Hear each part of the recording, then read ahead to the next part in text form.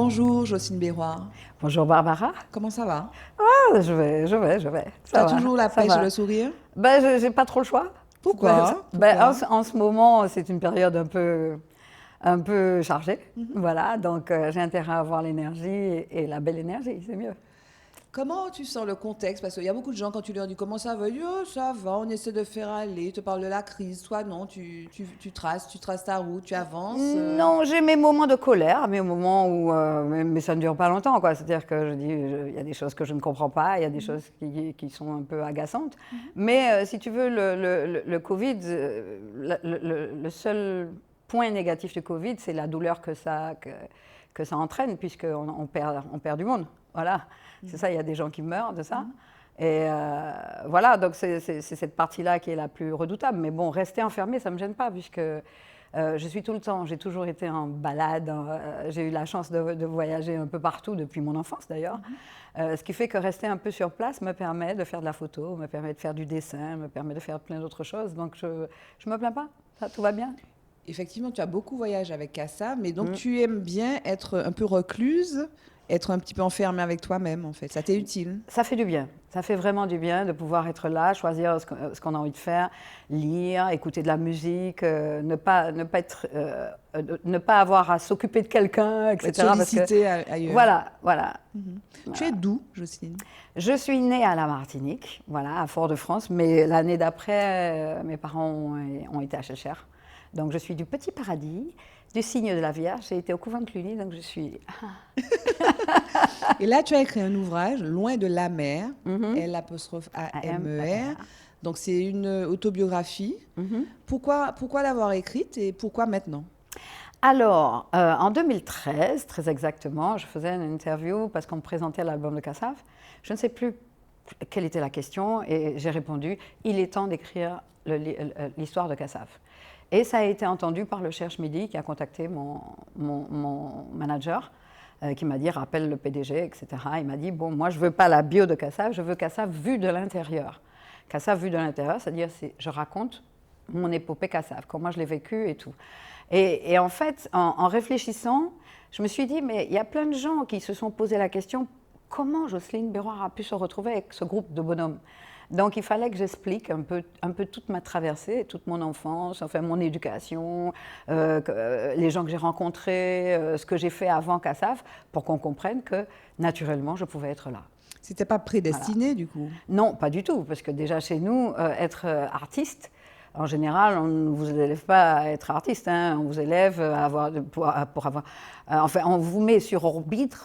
Orbite, sur les rails. Voilà, de métiers qui vous assurent le loyer. C'était quoi pour toi? Etc.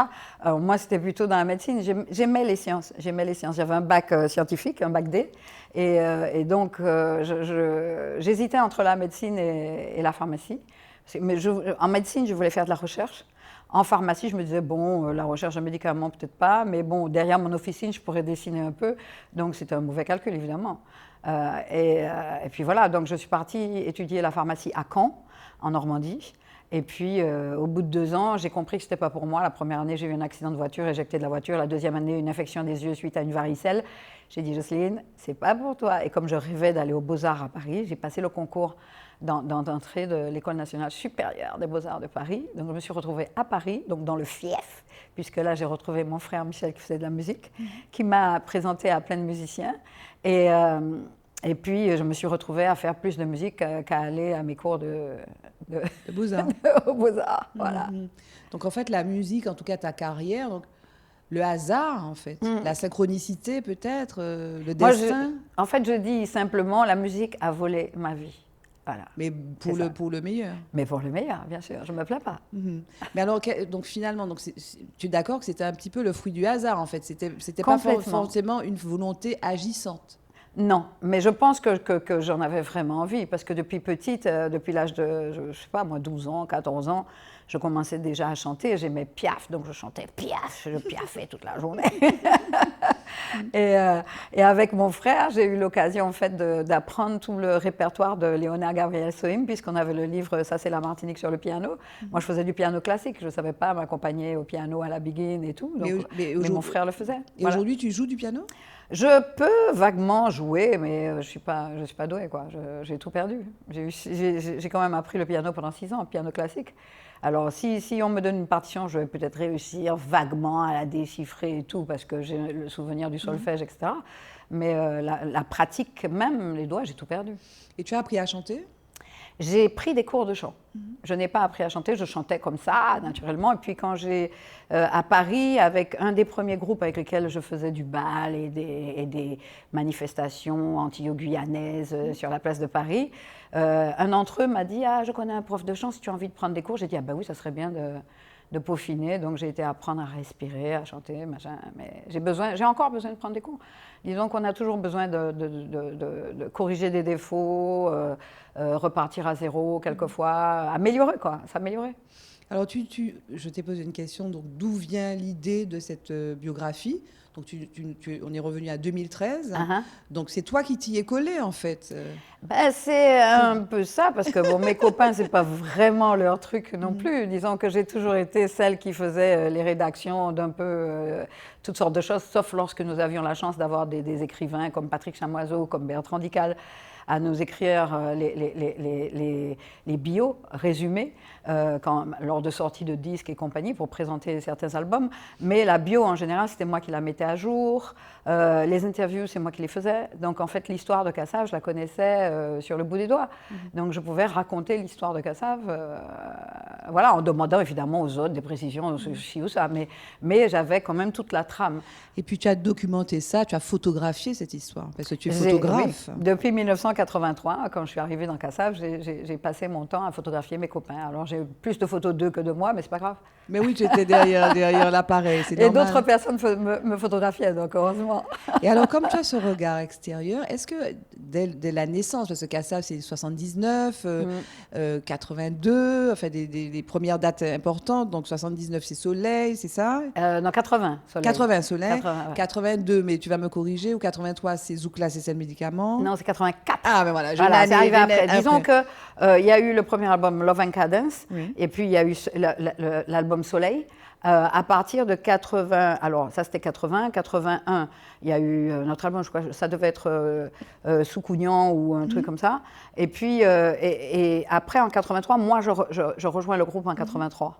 Voilà. Et en 84, en 83, on commence les tournées, mais pendant le carnaval. Parce que, en fait, la première tournée de Cassav, c'était 1982 et c'était un fiasco total. Ils étaient venus avec 2 batteries, enfin une armada de machins. Je crois qu'ils avaient amené la sono et tout. Et c'était un gouffre financier, mais parce qu'il y avait, d'après ce que Jacob dit, il disait ça en rigolant, je ne sais pas combien de personnes avaient acheté des billets, mais il disait 50 personnes avaient payé. En dehors de ça, c'était la famille de l'organisateur qui était dans un stade, tu vois, et en Guadeloupe et en Martinique. Un fiasco total. Donc, quand on est revenu en 83, on a tourné pendant le carnaval entre des groupes qui étaient populaires dans les salles de bal. Voilà. Donc on passait en interlude, ce qui ne plaisait pas toujours à tout le monde, mais ça a permis quand même à certaines personnes de s'habituer au son Cassav. Voilà. Bon, ils nous regardaient, ils disaient, quoi, fait spectacle, gros ça, machin. Enfin, bon, c'était pas leur truc, quoi. Oui, parce qu'à l'époque, oui, pardon. Oui, en fait, on avait besoin qu'ils entendent ce qu'on faisait. S'habituer. Voilà, parce que c'était nouveau, c'était vraiment de la création, puisqu'à l'époque, ici, c'était musique haïtienne, c'était éventuellement de la salsa, c'était aussi de la cadence, c'était la perfecta, c'était ça, non? Exactement. Donc il fallait s'habituer. Exactement. Et donc en 84, il y a un album sur lequel il y a Aïe, où ils sont les 3, c'était Georges, Pierre-Édouard et Jacob, voilà, puisque c'était les 3 fondateurs en fait du groupe, et dans lequel je chante Momentala, qui est passé quasi inaperçu à l'époque. Et en décembre 84, on a eu l'album de Georges et Jacob avec Zoukla, c'est le médicament qui a éclaté partout. Explosé partout. Alors, la question, c'était, comme tu étais derrière, que tu photographiais dès le début, à quel moment, à quel moment tu as senti que ça devenait quelque chose d'énorme, que ça allait devenir historique et exceptionnel? Tu sais, quand j'ai entendu le tout premier album de Cassav, Quand j'ai entendu le tout premier album de Kassav, j'étais chez mes parents et je me suis retournée vers la radio en disant c'est là que je veux aller. Et donc pour moi, il y avait de l'avenir là. C'était pour moi un son, le son dont je rêvais. C'était vraiment musicalement là où j'avais envie d'atterrir. Donc quand ils m'ont appelé pour faire les chœurs la première fois, j'ai eu un petit souci avec Jacob, donc je me suis dit, ouais, ils vont jamais me rappeler. Mais oui, le premier contact avec Pierre-Édouard Décimus et Jacob, c'était un fiasco. Oui, oui, et donc, oui, il y a eu un deuxième contact à Fort-de-France, lors du Festival de la chanson féminine. Ils sont venus me voir à ce moment-là, et Jacob, avec son air, tu sais, il avait un petit air... beaucoup d'humour, hein, Jacob. Beaucoup. Très fin. Ouais, et il faisait, oh, finalement, tu chantes bien. Et donc, résultat, l'année d'après, comme j'étais libre, en fait, il voulait me rappeler depuis le départ. Le problème, c'est que moi, je tournais avec les Gibson Brothers et avec Bernard Lavilliers régulièrement. Donc, chaque fois qu'ils avaient des concerts, j'étais prise. Et en 83, enfin, j'étais libre et j'ai pu les rejoindre et je les ai pu quitter. Et je me suis investie. C'est ça. Donc, j'étais pas non plus en attente de quoi que ce soit. Je n'étais pas à demander ce qu'il fallait faire. Je me suis investie, c'est-à-dire que là où on avait besoin de moi, là où je pouvais apporter quelque chose, je me suis présentée, j'ai dit je vais le faire, je vais m'acheter, etc. Et au fur et à mesure, ça m'a intégrée au groupe. Et le groupe, en fait, tel qu'on le connaît, c'est-à-dire le groupe Kassav, c'est à partir de 85, avec l'album En bas chaîne là, Mauvais joug, tout ça, c'est à partir de ce moment-là que tous les membres du groupe sont réunis et que Pierre-Édouard nous a dit voilà Kassav. Parce qu'au départ, c'était les trois. Oui, oui, oui. Voilà. Et puis il y a eu le Zénith, non? Le Zénith et le de Zénith, Paris, c'était le premier Zénith en 85. J'étais étudiante et on a eu des rames de métro entiers à Port-de-Pantin, bondés d'étudiants d'Antillais qui étaient là à ce concert extraordinaire. Ouais. Non, c'est un moment exceptionnel, ça, c'est fondateur, non? Ah oui, tout à fait. Tout à fait. Je crois que beaucoup de gens, d'ailleurs, au pays, commençaient à connaître le groupe, on commençait à faire des concerts dans les stades, Rivière-Pilote, etc. Mais en France, ils découvraient, je veux dire, les Antillais, en tout cas les descendants d'Antillais qui avaient émigré à Paris avec le Bumidum, tout ça, qui étaient plutôt à écouter les Beatles ou quoi que ce soit, parce que c'est ce que leurs copains écoutaient. Donc, enfin, ils avaient un groupe ils pouvaient frimer, quoi. Ils pouvaient dire, nous, on a Kassav. Oui. Tu vois, et c'était vraiment une révélation pour eux. Et pour nous, c'était le grand bonheur. Alors, Jean-Claude Néraud dit que Kassav, c'est le lieu où des Guadeloupéens et des Martiniquais se sont entendus tout le long, qu'il n'y avait pas de stars, tout le monde était au même niveau. Mais là, en fait, c'était Kassav, vous avez réuni les Martiniquais, les Guadeloupéens et les Parisiens. D'ailleurs, vous-même, vous avez fait vos études, vous avez évolué aussi à Paris, mais vous êtes, en fait, c'est quasiment le seul groupe, non, à avoir fait ça. Et puis, les Africains également. Et aussi les Africains. Ouais, c'est ça. C'est-à-dire que Kassav était fédérateur, quoi. Et toujours, d'ailleurs. Oui, et toujours. On a toutes sortes de gens qui viennent voir Kassav, ça c'est clair. Ouais. Et est-ce que Kassav aujourd'hui est écouté par les nouvelles générations? Ça, c'est très étonnant, mais il y a toujours des jeunes dans le concert. Et quelquefois, quand certains jeunes rechignent à venir, certains parents nous disent « Moi, j'ai obligé mon fils à venir au concert et il a adoré. Tu vois. Alors souvent, justement, les enfants ou machin se disent « Ouais, c'est des vieux, on n'y va pas, etc. » Et quand ils s'y trouvent, ils se disent « Waouh !» Tu vois, parce que la musique, de toute façon, les emporte. Elle les emporte comme elle nous emporte quand nous sommes sur scène. Parce que je dis ça aux gens, je dis, vous savez, si vous prenez votre pied, c'est parce que moi, je le prends avant vous, quoi. Tu vois, sur scène, j'ai un vrai plaisir, quoi. Entendre mes copains, mais il y a des fois où je dis rien, et puis j'écoute et je dis, mais c'est trop magique. C'est vraiment, ce sont des moments absolument sublimes, et je crois que je comprends les gens quand ils disent que... Alors, mon grand regret sera que je n'aurai jamais vu un concert de Kassav, quoi. Mais voilà, sauf à la télé. Bon, tu te prends des DVD. Oui, c'est ça, mais bon, c'est pas pareil. C'est pas pareil, le vivre dans moi, la salle. Moi, j'y étais, je peux en parler. Voilà, c'est plutôt top, c'est plutôt agréable. Alors, pour toi, donc, puisque tu es membre de collectif, il y avait cette politique, tu as toujours eu cette politique de Kassav, vous faisiez des albums de groupe et des albums solo. Toi, tu commences à exister comme Jocelyne Béroir, la chanteuse qui s'impose. D'ailleurs, question préalable. Est-ce que tu as été en compétition avec d'autres chanteuses potentielles? Pas vraiment, parce qu'en fait, la première fois que j'ai un gros tube avec Kassav, c'est Mauvais joug. Tout à fait. Voilà, donc Tania Saint-Val et les Zouk Machines ne sont pas encore vraiment sur le devant de la scène. Les Zouk Machines, en fait, je dois leur dire merci, puisque c'est en 86. En 86, les Zouk Machines sortent leur premier album, donc avant Mon Siwo. Et c'est ce qui a donné, qui a convaincu en fait, pas le manager, mais le producteur de l'époque, qui est George Debs, ça l'a convaincu et il a dit OK, on va faire l'album de Jocelyne. Mais au départ, si tu veux, bon, lui il rechignait parce que les albums de femmes ne vendaient pas beaucoup, quoi. Et comme les albums de Kassav vendaient en nombre, il se disait je ne vais pas aller faire un album qui va vendre un dixième de ce que les garçons vendent. Il préférait faire les garçons. Donc j'ai attendu, mais j'ai attendu et c'était bien d'attendre puisque les morceaux qu'ils m'ont donnés, ils les ont fait à ce moment-là. Dans une année avant, j'aurais peut-être pas eu tous les tubes que j'ai eus, Siwo, Kai Maman, Collet Serré, Sakitala, Michi Moins. Toutes ces choses-là ont été faites juste avant l'album. Voilà. Mais donc, c'est vraiment Mauvais Joug qui te fait arriver comme ça et t'imposer. Alors, dans le livre, Loin de la mer, c'est le titre avec lequel ton père finalement devient le père de Jocelyne Béroir. Parce que jusqu'à maintenant, il n'a peut-être pas réalisé. Comme tes parents ou ton papa? Non, c'est-à-dire que mes parents savaient que je chantais, mais bon, la notoriété de Kassav grandissant, évidemment, quand il était à côté de moi, les gens disaient « Ah, Jocelyne Béroir, c'est ma fille !» Il était tout content, quoi. Donc, et ça fait plaisir, parce qu'au départ, ce que je ne savais pas, il n'a jamais montré, il était très inquiet. Il était très inquiet, il n'était pas tout à fait rassuré de me voir partir sur les routes, aller jouer sur des scènes et compagnie. Ça, pour lui, c'était impensable parce que c'était pas dans les habitudes de chez nous. On était habitués à voir les autres en scène. Mais bon, sa propre fille, c'était quand même, c'était autre chose. Et puis, en créole, en train de sauter sur une scène et compagnie, je pense que ça a dû être une belle expérience pour lui, quoi. Donc après, il était heureux. Après, oui. Pourquoi tu as appelé ton livre Loin de la mer? Donc, non pas de la mer en deux mots, mais... parce que ça m'a amusé d'abord, c'était un jeu de mots, loin de la mer, parce que j'étais obligée de partir loin de la mer. Moi, j'ai fait de la natation, j'adore toujours plonger dans la mer, déjà, et puis c'était loin de ma maman, donc loin de la mer. Dans le livre, il y a un autre amer qui est utilisé, que les gens vont peut-être découvrir à un moment. Et puis, en fait, loin de la mer, c'est simplement pour dire que... Parce qu'au départ, comme j'ai déjà dit, mais je veux dire, mon titre était La pagaie d'or. Ah oui.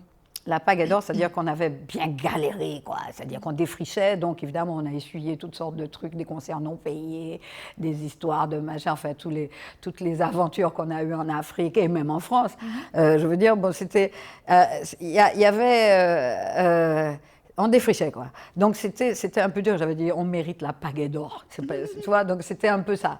Et puis, je me suis dit, mais après, Kassav s'est bien installé. Et donc, parler, si tu veux, de la pagaie d'or, ça n'avait pas de raison d'être.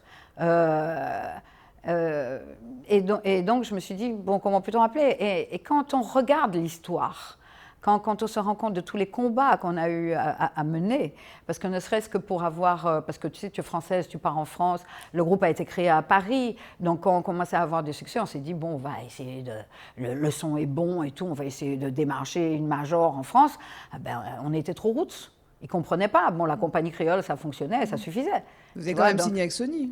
Oui, mais on a signé avec Sony après être parti ailleurs.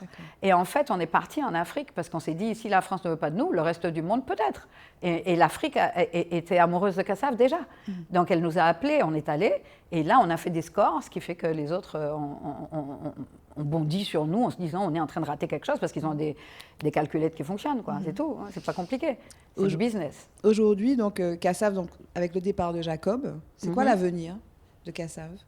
L'avenir de Kassav, déjà, ce sera ce que les gens vont faire, déjà, puisqu'on laisse quand même pas mal d'albums, pas mal de chansons. Je ne dis pas de reprendre les chansons telles quelles, ni quoi que ce soit, mais il y a plein d'artistes qui sont repris par celui-ci, celui-là, avec des arrangements ou pas. Je veux dire, bon, c'est déjà un patrimoine musical, je veux dire. Et maintenant, sur scène, c'est à voir. Je veux dire, on peut garder l'âme Kassav, mais de toutes les façons, ce ne sera pas le groupe Kassav tel qu'il était, ça c'est clair.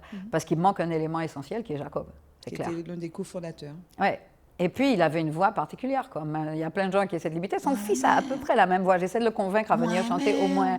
Voilà. J'essaie de convaincre un des fils de Jacob à venir chanter une des chansons de Jacob parce qu'il réussit à faire à peu près le même son de voix que son père.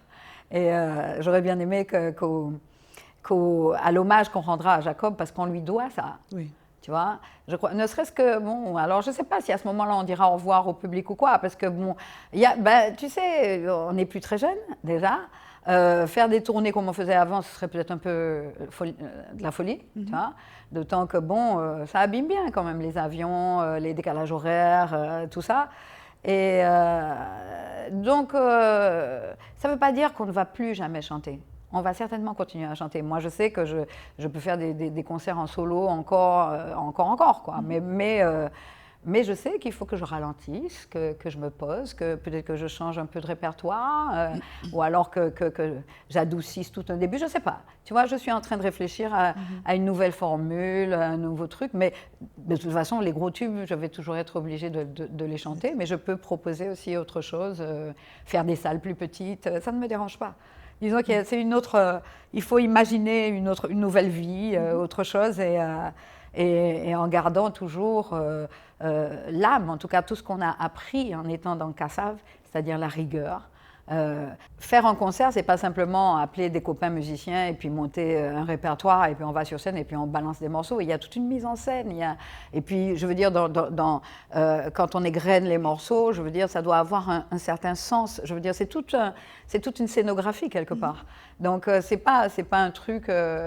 Et moi, j'aime ça. J'aime ça. Donc, je ne pourrai jamais arrêter. Mais tu vas peut-être continuer à écrire aussi. Continuer à écrire, je sais pas. Peut-être. J'ai envie d'écrire en fait un scénario. Soit une pièce de théâtre, soit un film. Je ne sais pas. J'ai envie d'écrire l'histoire, une fiction, quelque chose de profond pour émouvoir, pour faire rire, voilà. Surtout que tu connais le cinéma, tu joues, tu es aussi comédienne. Oui, ça m'arrive de jouer la comédie et au fur et à mesure, je peaufine le jeu. Et ça te plaît? Ça me plaît, sauf que j'ai toujours du mal à me voir à l'écran, parce que je joue toujours des rôles assez particuliers, des rôles de vieille femme, des rôles de... Tu vois, je suis arrivée un peu tard. Il y a une époque où dans Siméon, par exemple, je suis encore la jeune fille, mais après Siméon, j'ai commencé à être la maman, et après ça, je suis devenue la grand-mère, la marraine, la toute qualité. Et en fait, et pour être crédible, il faut rentrer vraiment dans la peau du personnage. Et effectivement, je vois le personnage sur l'écran et je dis « ouais ». C'est ton image, c'est toi quand même. Oui, non, c'est moi qui le joue, mais c'est plus moi. Hein. Le mot de la fin, ce serait quoi? Le mot de la fin, ce serait que la vie mérite d'être vécue si on élève ses rêves et qu'on y croit. Je crois que c'est ça.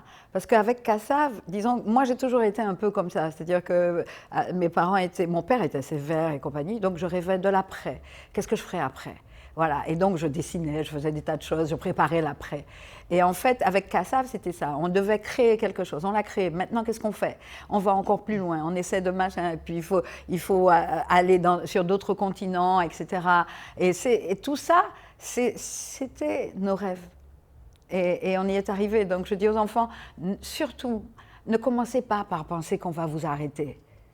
Donnez-vous les moyens, déjà. C'est-à-dire, il faut apprendre, parce que ce soit ingénieur du son, chanteur ou quoi que ce soit, c'est un métier, ça s'apprend.